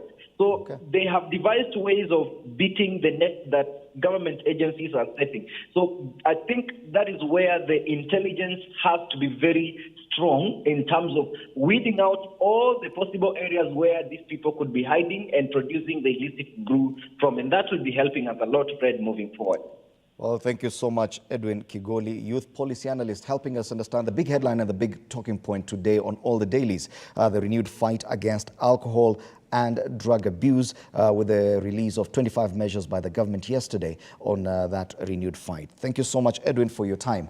And back in studio, we continue with other discussions, including other stories that probably may feature on the highlights or the headlines, some not, but still big talking points. And we're now privileged to be joined by Jeremiah Kioni, Secretary General, Jubilee Party. Good morning, karibu sana to TV47. Good morning, Edimuri, and sorry for walking in late. No problem. Now, we've more or less exhausted the big discussion of the day, which features on all the big dailies, and that's the renewed war against alcohol and drug abuse. But probably it would be important to get your perspective on this as well, because we've seen this happen over and over. It is not the first time that we have a comprehensive or a raft of new laws being introduced to curb this menace. But after a while, they appear to fade off, and then after 10 years, we reintroduce new laws. What could be the big problem? Where is the disconnect? To me, this is yet another exercise in futility. I see the whole government yesterday was on this exercise. And we need perhaps to deal with the last aspect of where the contributor was talking about the rating. If you look at even today's newspaper on page 7, no. This is what, page 9 of the national... Of the Standard. Of the Standard. You see that Central Kenya is ranked what? 1, 2, 3, 4, 5, 6, 7. You're 7th in terms of consumption of this brew. So when you say that it is Mount Kenya that you are targeting, hii ni siasa. We have Western at number 1 at 68.2 and Central at number 6, 7 at 24. Kwanza, deal with the politics of it. So you could be missing the point on that. Completely, and we're missing the point, and we have missed it before, and we've been here before. And we will need to deal with something that before we started calling them illicit brews, we were calling them local brews. Local brews. But there is a... and I want to tell you where I think we went wrong. The traditional brews, when they were banned by government, the colonial government, because this is part of the colonial rhetoric. When we banned the local brews, which were being consumed on occasional or during occasions, they were being consumed for reasons, the ceremonies and the rest, then people started looking for other ways of doing these things, and eventually we got into a scenario in this country where we started consuming chemicals. And this was done when Buza was banned. Buza, you remember, Buza was banned sometimes in the 80s by Moi. And then that is when we started seeing chemicals being consumed, people taking ethanol and the rest. And for as long as we think that a society can stay without that consumption of alcohol of some nature, because it's part of it, we will get it wrong. It is, we will need, to me, is one, these are businesses that have been now, brought to their knees. And 2 is a social activity that needs to be looked at from that angle. And 3, there is need to find out why is it that, for example, and we have said this many times from Mount Kenya, the reason why you see excesses in drinking of alcohol is when people become idle. Okay. When the economy is doing poorly, people drink more. When we had the programs, some of the programs that have been introduced there before were to deal with this issue, the issue of kazi kwa vijana, mitaani, the economic stimulus program. All these activities, economic activities, make people busy. And the hours left for drinking are very few. In fact, the opportunity to drink is reduced. Alcohol is still available, but it needs not be the chemicals. It needs to be a proper, properly. Get it clear, because you mentioned. But let me say this. I need to get this clear. The issue of traditional brews. Do you support that move to actually legalize some of the traditional brews? I don't even need to support it. It was legalized the other day here in Kiabu, Muratina. But opinion is still divided on whether or not that is. I hold that those local brews where people used to consume them for their occasional traditional activities, they need to be allowed to happen. We ban them here in Kenya. They become honey wine in London. So we have our thing warped. When we had serious chang'ao in this country, Uganda did what they did with their chang'aa. I think they call it what? Uganda waragi. Uganda waragi is just changa tupu. Na Uganda waragi, they bottled it, put it through the proper production, and I don't think we have the serious drinking issues in Uganda like we have in this country. So it's because it's been taken as a business. Now our Kora are now producing chemicals for people to drink. If we are able to deal with that, and you remember, this attempt was also done by Jubilee government. When bars were closed, and then the issue was, again, an evaluation of the same was, wachana maneno ya bar. Deal with the manufacturers of these killer products. Leave the ones that are proper into the market, but also provide people with activities, economic activities. Let them engage in economic activities. Right. Kwa hivyo, hii kitu nataka nimalize na kusema hivi. And I can tell you that when you cross 2-3 bars at a shopping center, it is the whole economic ecosystem that you have collapsed. As we sit here today, some of the areas where bars were crossed in Mount Kenya, the whole shopping center is now dead. Because that bar is a kind of a pool for other economic activities. And you cannot look at these issues in isolation. Also, it is also a source of employment. So what we should be doing, 2 things. One, ensure that we do not have poisonous products in the market. Those who are manufacturing needs to be dealt with. And that was substantially done last time. 2, ensure that people are busy economically. Kama umekuwa kwa kazi ya mjengo, tangu asubuhi mpaka saa 10, wakati ya kukunywa pombe hakuna. You are so tired, you go and sleep. But if you wake up and you are folding your hands from morning to evening, and you have people you need to take to school and you have nothing, this becomes a kind of a thing to try and, get your mind off this thing. Okay. So when I see the government doing these things, it is politics that is being played in Mount Kenya. Remember, the churches were used as a platform for political campaigns during 2022 elections. And this is something that will be done in Mount Kenya to fool the pastors. I want to tell you that this is going to be very counterproductive in Mount Kenya now. And you wait. The politics of it. Wait and see. Wait this point. Now there are already very many business people who are wondering what the hell is this KK thing doing. All right, and now that you've introduced Mount Kenya politics into this conversation, I think it's only fair that we head there. There's so much happening, and I've seen so many activities over the last 1 week or so. In fact, one of the dailies this past week, earlier this week, quoted you as been extending an olive branch to the Deputy President, an invitation for him to attend Limuru 3, a conglomeration bringing together all the leadership of Mount Kenya region to discuss the way forward for that region on April the 20th, I think, collectively. And my question is, at what point did your perception or dealings with the Deputy President change? Or what is happening? What is different this time?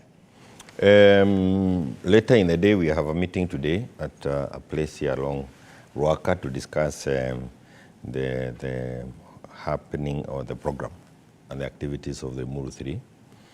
Later in the month of next month, later next month. And what is the issue here is we have, just like you're looking at the issue of illicit brews. In the last 2 years, you can actually see a crisis within the mountain. Very many people came out to vote for the KK regime with the belief that what they had promised was going to be fulfilled. 2 years down the line, they have continued to see more and more promises being made every time a visit has been done. The relaunching of projects that had been launched before, some of them launched 2016, being relaunched afresh.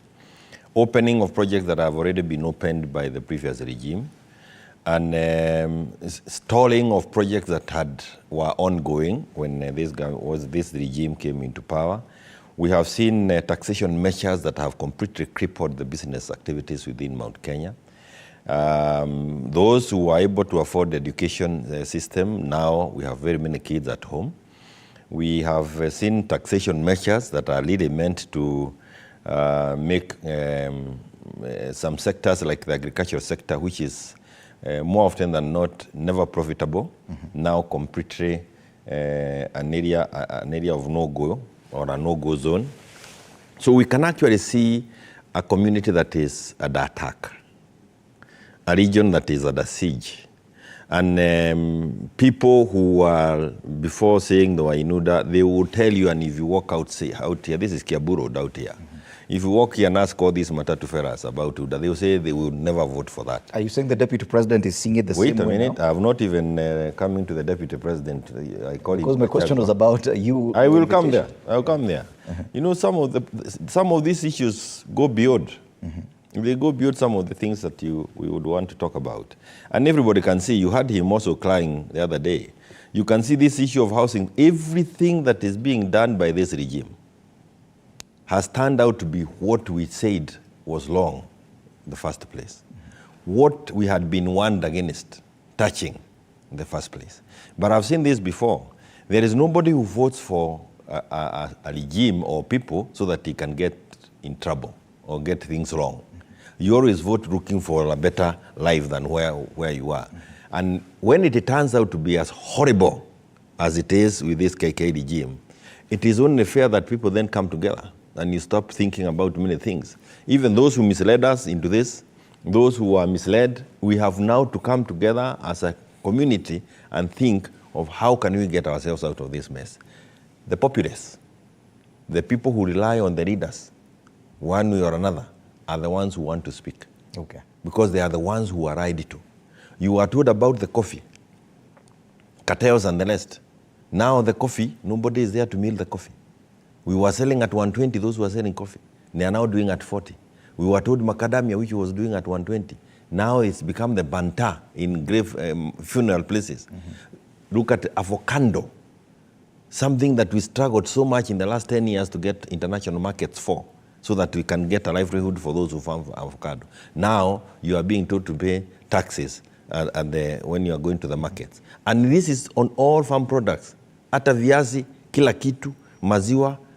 That we do not wake up and say enough is, because again, and this is why it is important to call everybody there who wants to say something, is if this finance bill of last year, which over 90% of Kenyans said, don't go this line, don't go this route, it is not going to help us.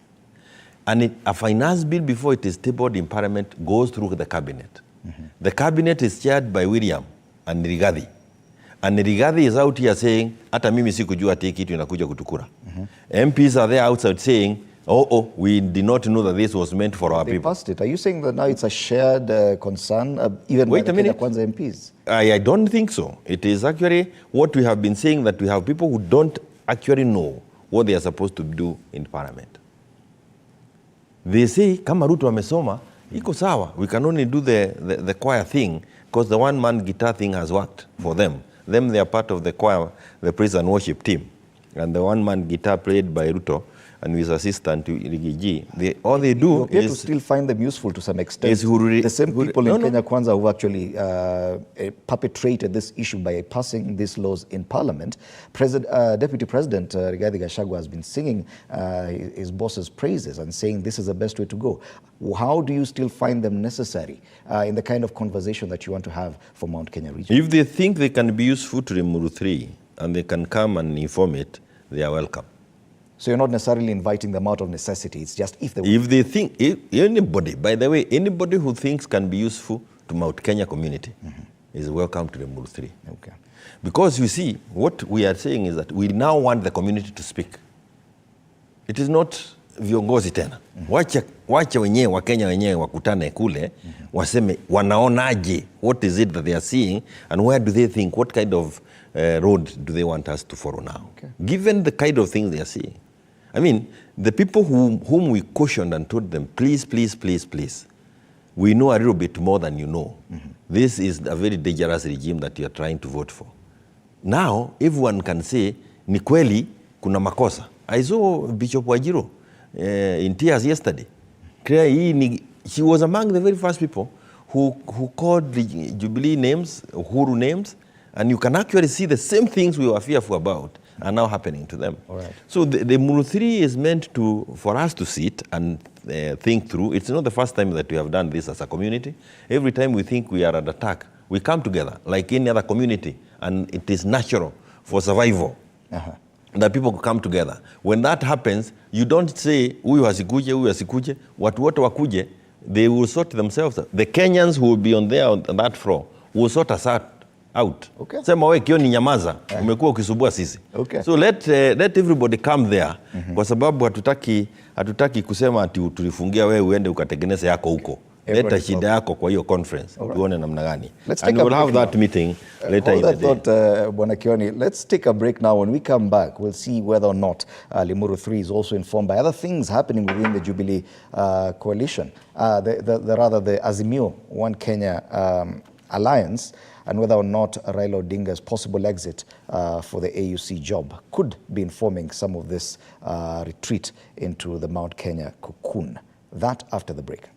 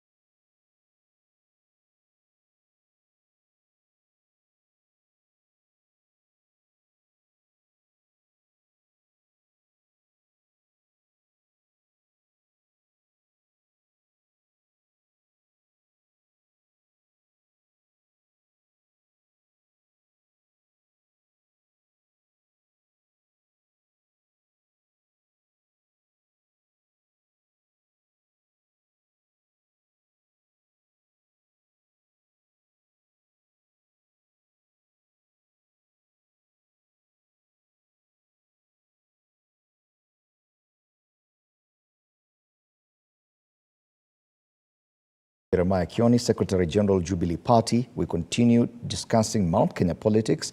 And I want to ask whether or not this is informed by what is happening within Azimio as well.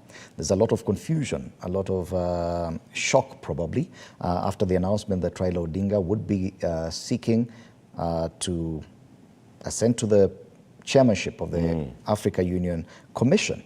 That has changed a lot of the politics within Azimio. The other issue that has changed is his rapprochement to the president, because ideally he needs the president's support for that bid. But that has been interpreted in so many different ways, and it may be causing jitters within Azimio too. Could this retreat into the Mount Kenya region and calling leaders to congregate together and talk about Mount Kenya be informed by some of the mamas within Azimio, given Raila's latest action? Discussions within Azimio on how to deal with different regions is a topic or an issue that has always featured in any of our meetings. You remember when we had demonstration, or when we started even barasas, because we started with public barasas and then it came to Mandamano demonstrations, and that we had one of the regions that never had any of those barasas or demonstration was Mount Kenya, because that was earlier on in the management of affairs of this country by the KK regime. It was too early in the term, and they had an easy platform or a very acceptable platform from Mount Kenya where they would go and then issue public pronouncements condemning maandamano from Mount Kenya. They would go condemning us in Azimio from Mount Kenya. They would go, bad-mouthing us from Mount Kenya, because that time the region was still hopeful and was still saying, give these people time. You know, the amount of lying that had gone on in the mountain for the last 5-6 years was so much that it was not easy for people to come. Even now, there are people who can't still believe it, that the things they were told, none of them is being done. They were told of Mama Boga and Boda Boda, and Mama Boga now has become the Boga. He's the one who anapakuliwa kila siku. The pastors are still in disbelief that this person who was crying in the church is really nothing near what they thought. So it was going to take a while for them to come out of that kind of realization to where we are today. So we have always had discussions on how do we deal with different regions. And it got to a point where even within Azimio, those who couldn't understand Mount Kenya were saying, can we also see demonstration coming from Mount Kenya? I remember Kalonzo Musyoka saying, we now want to see demonstration in Mount Kenya. I remember Wabua saying, next time we have demonstrations, we want them to be started in Mount Kenya. Because they got to a point where they thought that we from Mount Kenya are not doing what we should do in our region. And I must say that they continued from that point of lack of understanding of the difficulties that Mount Kenya had gone through. Okay. And not even realizing that Uhuru, having come from that region, the dynamics were also very different. People were dealing with waking up to all that is happening, being done on them by KK, and also reflecting it on all the cautionary messages that were given to them by the former president. So it required time. And today, the rejection rate, if you were to rank it like you have ranked the drinking of Chang'aa on this page, you will then exchange Western with Mount Kenya. The rejection rate in Mount Kenya of KK is much higher than in any other region. They are worse than those those areas we were going for demonstrations. Okay. So it is not wrong for you to say that we have had discussions in Azimio. And even our coming up with the issue of Limuru 3, it is still because we said, to go to a point we said, then can we now allow all the readers to go back into their strong areas, strongholds, and come up with ideas, measures, revamp, explain to the people. Does that mean pulling out no, of it doesn't. Azimio activities? So you have seen, because I'll tell you. There was an Azimio summit I'm getting there. meeting earlier this week. I'm getting there, let me get there. And I'm looking at the photo currently, and some conspicuous faces missing out. Yeah, we'll get there. So you have seen Raila doing ODM, you have seen Kalonzo doing Wiper, you've seen Wamarwa trying to do DAP, Wajakoya tigizering the miti in places that he thinks the miti can be tigizward. You have seen us, I've been in Jubilee, you've seen me all over. I've done more than 10 counties, and we have offices that are vibrant in more than 10 counties. Even the rebels themselves, this Mpango ya Kando ya Jubilee, have found themselves, Oh, is that what they're called now? Mpango? No, yeah, Mpango ya Kando. You can see them, trying to scream for space, and we have no problem waendelee na ile wanataka kufanya.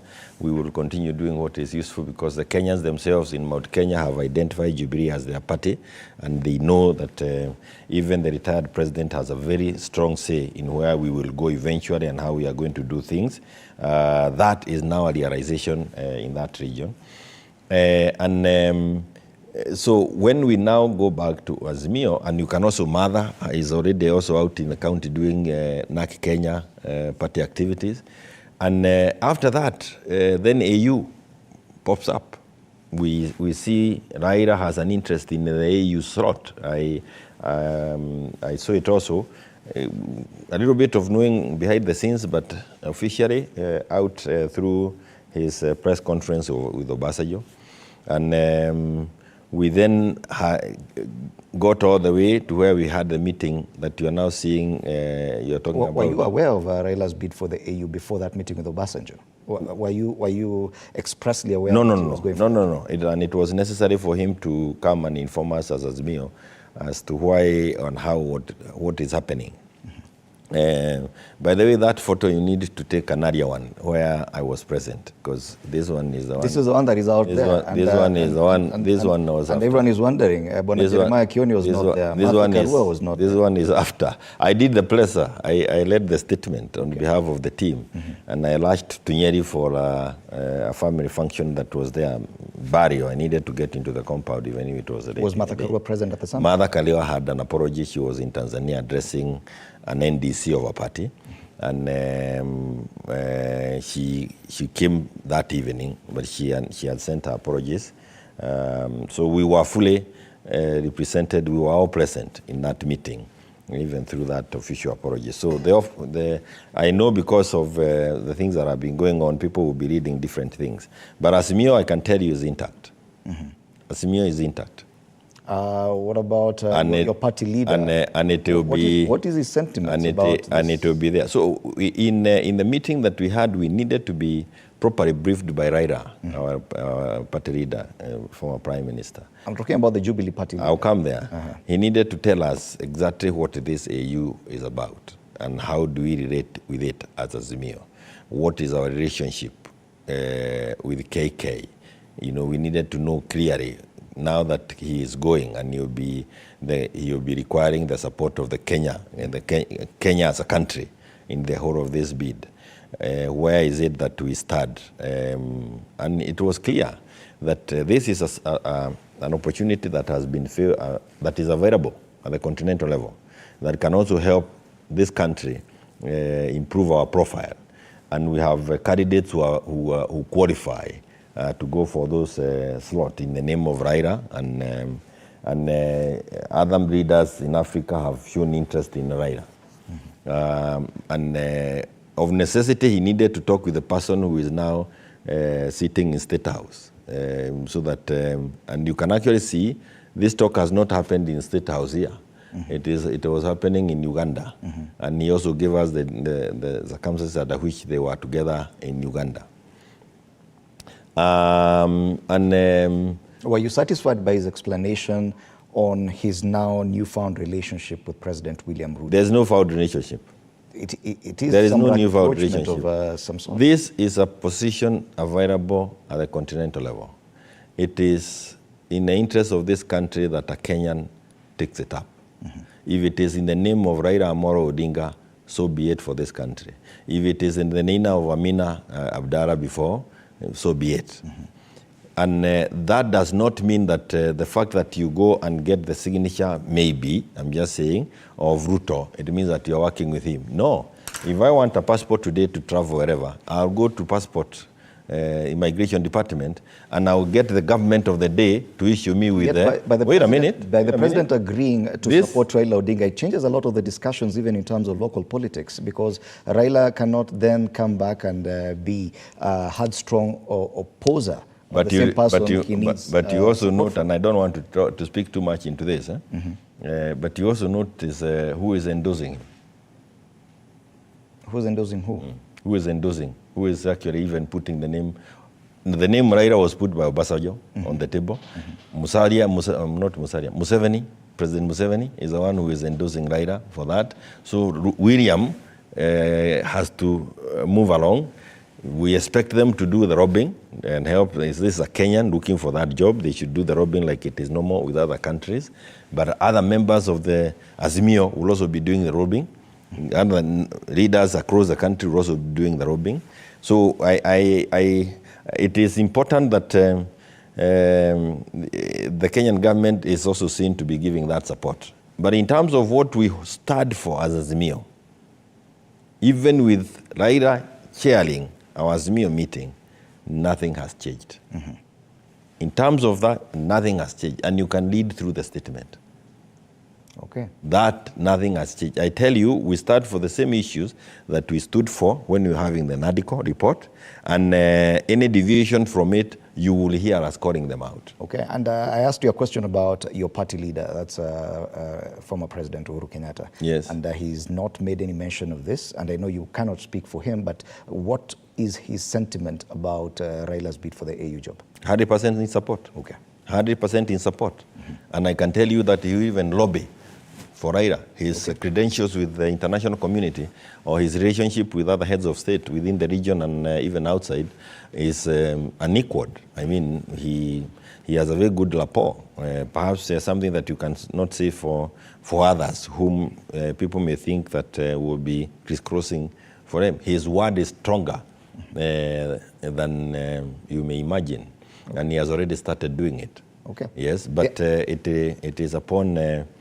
there are many meetings that are going to happen before the conclusion of that discussion. Okay. Yes. The other concern has been on the DNA of the opposition, and in this case, DNA of simply the way they handle their job as the opposition or alternative to the current government, with the exit or possible exit of Raila Odinga. Of course, I had mentioned the fact that probably because of the need for the president to support this bid, that Raila himself may not be seen being at the forefront of opposing this same person who's the support he needs. And that does change a lot because he has been the main leader, not just on succession politics, he's been the main opposition figurehead. With him toning down his actions of questioning the government, how does that change Azimio's outlook? With his toning down, which would be expected during his campaign for this position, for two reasons. One is that, in fact, for the main reason that he will be out of the country most of the time, it will be upon us who are left behind to fill in the slot. And that is one of the things that he was saying. He was throwing to us that now can you people just scale up and take the mantle and start doing it, because it is important and it must be done for this country. You cannot let the people continue with this kind of cost of living. You cannot continue with this kind of taxes, and that is why we singled out the issue of withholding tax on farm produce, that particular presser, because it was an issue that was current, not because the other issues have been addressed. But he is clearly saying, get yourself organized, identify who is your leader now, and we continue with us as Azimio. But as we do that again, strong emphasis, grow your parties in your strongholds, because Azimio will be as strong as your parties will be in our stronghold. Okay. So in terms of what we need to do, clearly it is cut out there for us. Raila says that without doubt, he is still available within 2 hours. If you want to reach him in Addis, we can reach him. And it is because you cannot wish him away and his experience. Remember, he's held the opposition in this country for the last 20 years. He has been the one really helping that side of the government, that side of the political divide. But he's going certainly cause for, or it creates another opportunity for other leaders to emerge, which is natural. Okay. And that is the process that we are going in. Those in KK may be rejoicing and saying, oh, Raila is gone now with the... I will tell you, it is even more dangerous because the kind of opposition that comes, it's not now one that you have seen before. Okay. It may be feeble, maybe, quote unquote, but it could also be very explosive because you are dealing with opportunities. Many young leaders who will handle this issue differently. Okay, and perhaps the most urgent item on the agenda of the opposition could be the NADCO report, which is already now before Parliament. Yes. So many things centered or anchored on that NADCO report. You've been very vocal about your own opinion on the process that happened at the Bomas of Kenya. Now it is before Parliament, and there are already jitters about how disagreements between the Kenya Kwanza side and the Azimio side on how to proceed on the process. The point of disagreement being the fact that Kenya Kwanza MPs feel that any bill should, and you've been a member of parliament, any bill should be taken through the same procedure like any other ordinary bill. But Azimio MPs say that this was a negotiated document, and therefore, just like the National Accord of back in 2008, it should pass as it is. But Azimio MPs do not have the numbers in parliament. With the exit of Raila, do you see Kenya Kwanza having its way and actually amending some of the provisions of the NADCO report? One is that, again, Ruto himself did pronounce when we finished the work, he said the document will be implemented as is, and you can go through your record. He made that promise. I hope it's not one of the other fake promises that he has made to this country. Two is that when you agree to negotiate outside Parliament, and Parliament is sitting, it is because what you are negotiating outside Parliament, if it had been handled within Parliament, agreements would not have been hammered because they are political agreement, negotiations. So you go outside, hammer political, you do a political negotiation, come up with a document, seal it outside, take it through Parliament for purposes of rubber stamping. But this is not the first time that is being done. Every time we found ourselves in that kind of a difficult scenario, it required that. Remember, we fought for the 2010 Constitution for more than 20 years. And every attempt that was made to deal with that issue ended up a cropper until we got to the point of amending the previous constitution so that you created a way of dealing with it on the floor. Whatever people have agreed out there, how is Parliament going to deal with this issue? And when it came to the floor of the House, you only inform the same document. Help Kenyans understand what is in that document. Take it through the ropes, the paces within the floor of the House. No amendments are introduced. No changes are introduced because that is not where that was being negotiated. It was being negotiated. What if Kenya Kwanza MPs decide to become mischievous? Then it is dead. It's dead. It's a simple thing. It's over. Because they have already been quoted by the papers. I hope you can understand what we are saying. It will be dead. And you will again see the lack of honesty level on William, because it's upon him to lean on his members of parliament. He has done it with the finance bill. Why would he do it with any other bill that even serves Kenyans better than the finance bill? So it will play out in terms of that. That's what we said. We can actually see, in fact, the people who are now keen on amending these things or tinkering with it are the speakers, the two speakers of the National Assembly, the one at the National Assembly, Wetangula and Kingi. They are the ones who are now trying to spearhead that onslaught on the bills. And you remember, even at the beginning, they were opposed to the negotiations being outside the institutions that they control. And I hope if we will see what they do, and we said it will be a very high price to pay if those things are not done that. It is normal, and this is something that has been established in this country. Those agreements hammered, political negotiations hammered outside the floor of the House. You do not go an amendment on the floor of the House. And if you move away from that, you are not going to get anything. You get the country into a crisis. Let me tell you why. We are heading to boundaries issues. If boundary issues are not hammered outside the floor of the House, it will never be agreed on the floor of the House. Today is the 7th of March, meaning that deadline lapses officially today. And as my final question as we wrap up this session, on this issue, I'm sure the issue of the 1 man, 1 shilling, 1 vote will be top of the agenda, the Limuru 3. Yes, and the boundaries is also part of it. Yes, it's informed by the delimitation of boundaries. Yes. That is yet to happen, and we've actually defied the constitution of this. What do you think should be the way forward? Does it mean that you cannot entertain that discussion about 1 man, 1 shilling, 1 vote before 2027? No, it should be. I mean, that's one of my departure within the NADCO report, the discussions at Bomas, because we were scuttling around that issue, and KK never wanted that issue on the table. And I can tell you that the Limuru 3 is going to deal with that issue as a legion. We want to say if the sharing of resources is in this kind of a manner, that the only thing that you have been able to share with us more than anything else is the illicit abuse, then we would need to assess ourselves, even define our political path going forward. So I tell you, that issue of 1 man, 1 vote, it had been hammered through the BBI. And that is why William threw the BBI out of the window, because he never wanted the one man, one vote, one shilling. The issue of boundaries was also hammered there through a negotiated process. And I can tell you, these are issues you will never agree on the floor of the House. I have been in that place. When you are trying to sort out an injustice or a discrimination issue that was there before, you cannot sort it on the floor of the House. The PWDs would not have been included in our statutes if we left it for the Parliament.